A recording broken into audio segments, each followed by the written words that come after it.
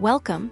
This video shows how to set up a passkey for biometric login, then use it to sign in. First, open the account authentication page, where biometric login settings are managed. The Biometrics login card lists saved passkeys and includes the button for adding a new one.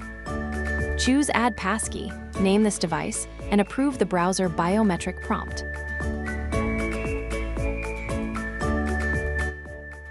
Turn on Passkey login, so this saved credential can be used from the sign-in screen. Now sign out to confirm the passkey works for the next login. On the login page, enter the account email and choose Sign in with Biometrics. The passkey verifies the device and signs in without entering the account password. Thank you for watching this PowerPat biometric login walkthrough.